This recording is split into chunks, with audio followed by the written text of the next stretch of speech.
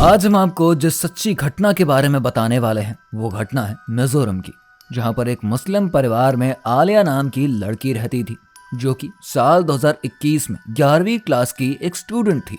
लेकिन लॉकडाउन के समय उसकी जिंदगी में एक ऐसा मोड़ आया जब उसके ऊपर एक जिन पूरी तरीके से कब्जा जमा चुका था।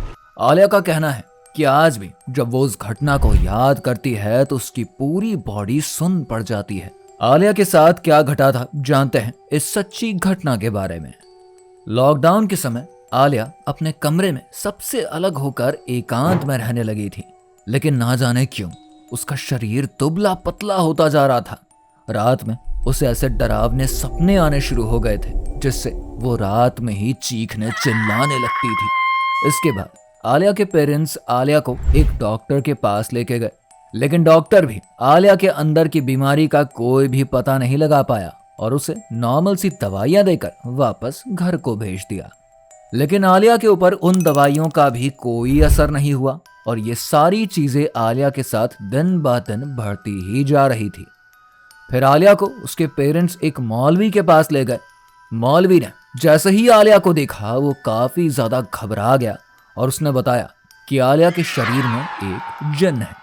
ये सुनते ही आलिया और भी ज्यादा घबरा गई, क्योंकि उसने सुना था कि अगर कोई जिन्न किसी लड़की के शरीर से अटैच हो जाए तो वो जल्दी उसकी बॉडी को नहीं छोड़ता। इसके बाद मौलवी ने आलिया के हाथ में एक तावीज बांधी और कहा कि इसे कभी भी गलती से भी खोलना मत। फिर जब आलिया घर वापस गई तो उसकी हालत में सुधार आना शुरू हो गया और धीरे धीरे वो पूरी तरीके से ठीक हो गई। लेकिन एक दिन जब आलिया बाथरूम में नहा रही थी तब उसके हाथ में बंधा ताबीज नीचे गिर गया। इसके बाद आलिया ने तुरंत ताबीज को उठाकर हाथ में बांध लिया।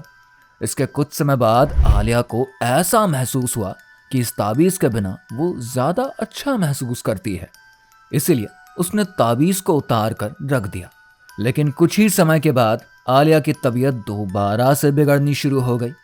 उसे रात में फिर से डरावने सपने आने लगे और उसे ऐसा लगता जैसे कोई उसके कानों में फुसफुसा रहा हो।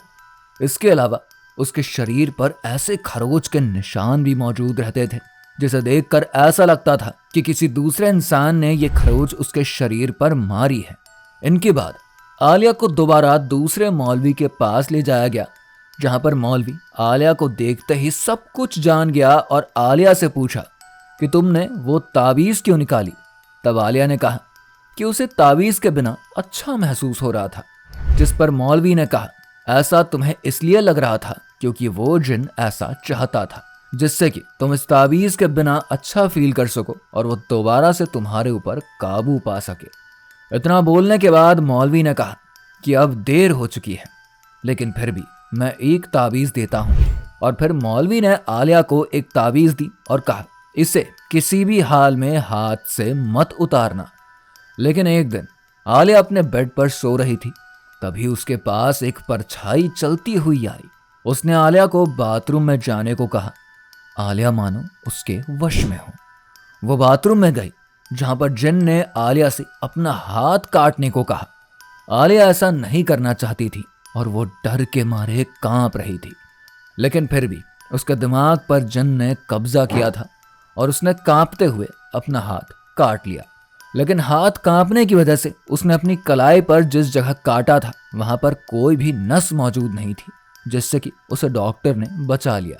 इसके बाद आलिया अपने आप सही होने लगी और आज के समय वो पूरी तरीके से सही है। लेकिन उसके मन में आज भी ये सवाल उठता रहता है कि क्या ये सब उसके मन का भ्रम था या फिर मौलवी के द्वारा बताई गई बातें सच थी और उसकी दी गई तावीज ने अपना असर दिखाना शुरू कर दिया था, जिसकी वजह से उसकी जान बच गई।